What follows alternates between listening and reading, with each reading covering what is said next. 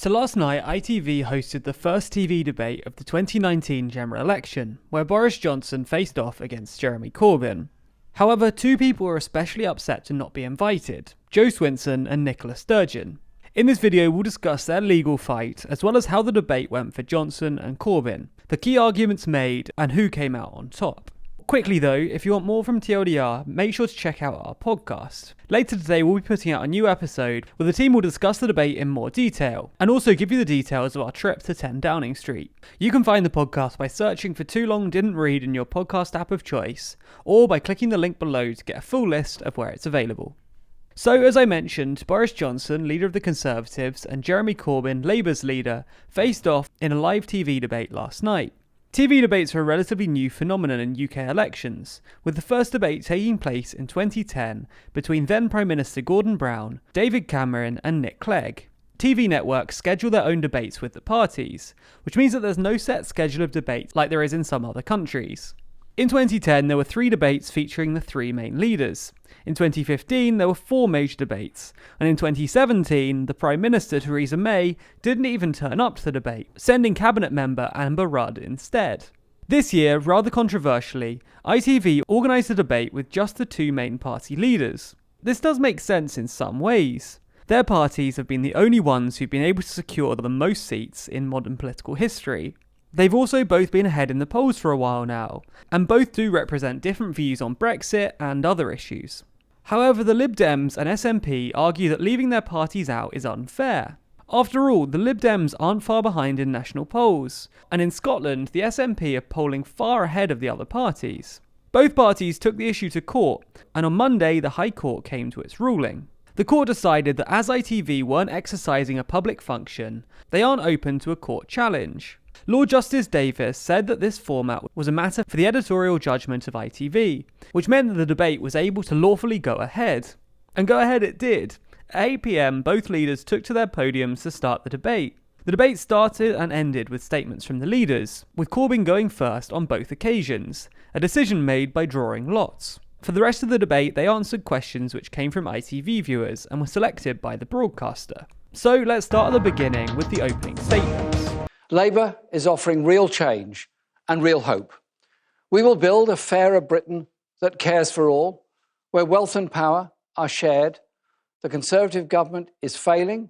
It's failed on the economy, on the climate crisis, the National Health Service, and on Brexit. There's only one reason why we're having this election. That is that we have a deadlocked parliament that will not deliver Brexit. If you vote for us, we have a deal that is ready to go. After the opening statements, Julie Etchingham, who was chairing the debate, introduced the people who'd be asking the questions. During the debate, they asked 5 main questions, with a round of quick-fire ones at the end. 2 of the questions were focused around Brexit, one about trust, one about the National Health Service, and one discussing the UK's economy.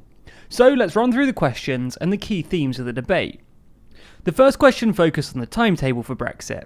We're probably all aware that Brexit hasn't exactly stuck to timetable up until now, and Johnson's claim that he'd rather be dead in a ditch than extend the 31st of October deadline didn't prove completely true. However, Johnson sought to reassure the audience that the new January 31st deadline wouldn't be extended any further. Yes, we certainly will come out on January the 31st because we have a deal that, as I say, is oven ready. It's ready to go. And it's approved, as I say, not just by our friends and partners in the EU, but by every one of the 635 Conservative candidates. And it delivers everything that we wanted from Brexit. Jeremy Corbyn, Mr. Corbyn, cannot tell us which side he would campaign on in that referendum. Thank you, Mr. Johnson. Corbyn responded, saying that Labour's priority was to get Brexit sorted. He highlighted Labour's core plan for Brexit, something we actually discussed in detail in another video. We will, within 3 months, negotiate a credible leave option with the European Union, and within 6 months, put that to a referendum of the British people to decide between that option of leaving whilst protecting jobs and trade and the Good Friday Agreement with Europe, or remaining as full members of the European Union. That will be the choice put before the British people. Corbyn failed to answer Johnson's question about the second referendum, though, a theme which continued throughout the night. But we don't know, and I've asked this before, we don't know on which side Mr. Corbyn would campaign. Is he going to campaign for leave or remain? After the debate, Michael Gove claimed that Corbyn avoided the question about the second referendum 10 times, and while we weren't counting, his dodging was pretty painfully obvious. Corbyn insisted that his deal would be put to the public, and that the government would back whatever decision they came to. But despite being asked by Johnson in basically every section of the debate, Corbyn didn't say which side he'd campaign for in a second referendum. Another key part of this section was Corbyn's point about the NHS being sold to the US. What we know of what Mr. Johnson has done is a series of secret meetings with the United States in which they were proposing to open up our NHS markets, as they call them, to American companies. Freedom of Information Act request was made in order to find out what happened at these meetings. That's what happened at these meetings. Every single line of this document redacted out. Full market access for US products to our National Health Service. You're going to sell our National Health Service out to the United States. It is completely untrue. Our NHS will never be for sale. The only reason that it comes up is because Mr. Corbyn is trying to conceal the void at the heart of his Brexit policy and refusing to answer the question of which side he would take.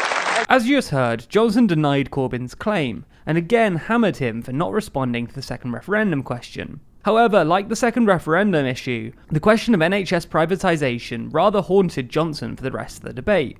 The second question asked both leaders if they thought that Brexit was worth sacrificing the union over. Corbyn said that Brexit would hurt the union, but Johnson retorted saying that his deal would keep the union together, and offering a second referendum would be a greater risk to the union. Corbyn retorted that Johnson's deal would split the union by putting a border down the Irish Sea, something that Johnson rejected.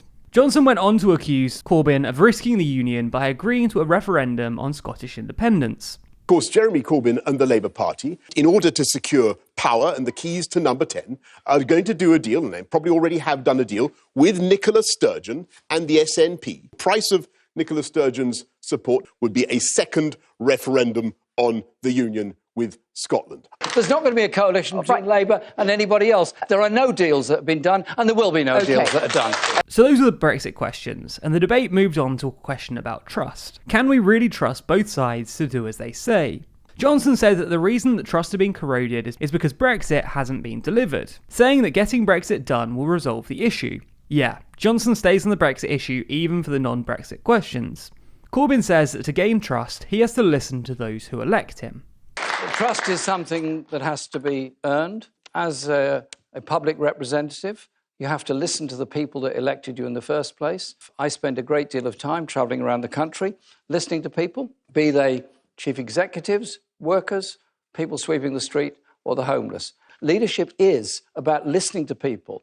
Then, in a slightly contrived moment, Etchingham encourages the two sides to promise to improve politics, even shaking hands on the issue, despite never really promising anything even slightly concrete. Then, with that, the debate headed to an ad break. The second half began with a question about the NHS. They were asked how they'd improve the NHS besides offering more money, and if they'd accept further privatisation. Both sides heaped praise on the NHS. Corbyn commented on the terrible pressure staff were under, and Johnson said that it was one of the most beautiful things Britain has. Both promised extra money and said that the NHS wouldn't be privatised. Corbyn went further though, saying that existing privatisation should be rolled back. Let's end the privatisation within the NHS and instead have a fully funded NHS for all people. Corbyn also challenged Johnson on his claim that he was building 40 new hospitals. But his proposal for 40 new hospitals, which he grandly announced in July, turns out to be 6 reconfigurations without any clarity as to where they're actually going to be. That is totally untrue. We're doing 20 upgrades. And yes, it is true that we are starting with 6, but the seed funding has got in. So where did the 40 come from? 40 new hospitals. The last major question was about the economy. Corbyn said that austerity had come to an end, saying that it allowed for the growth of both billionaires and poverty. He said that he wanted to end 0-hours contracts and increase the living wage. Johnson also commented on the issue. I have shelved a plan to cut corporation tax that gives us the ability to put another £6 billion into the NHS and other priorities. And we will do that. We can do that because we have a strong economy. Then they went into quickfire questions. Is the monarchy fit for purpose? Jeremy Corbyn? Needs a bit of improvement.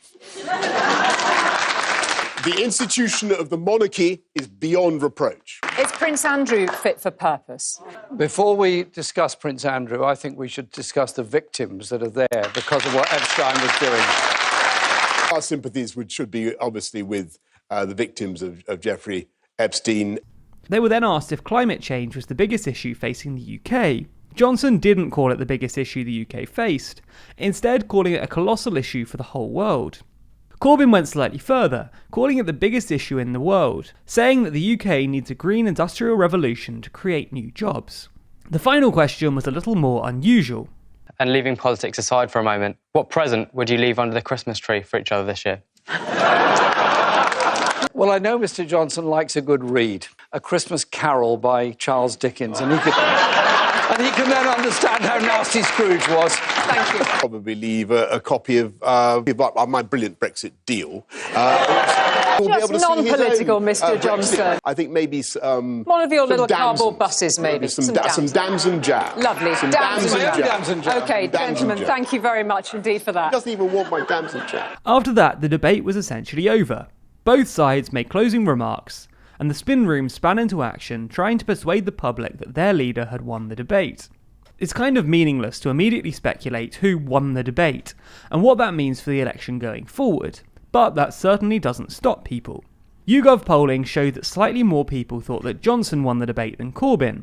However, more people thought that Corbyn performed well than Johnson did, and Corbyn performed a lot better than many had expected. Ultimately, we'd argue that the debate failed to offer much fresh insight into either party, instead giving the two largest parties a platform to hammer their opposition with tried and tested attack lines. If you were playing slogan bingo, it would have certainly been a good night for you. But really, we'll start to get a real insight as the manifestos start to be released.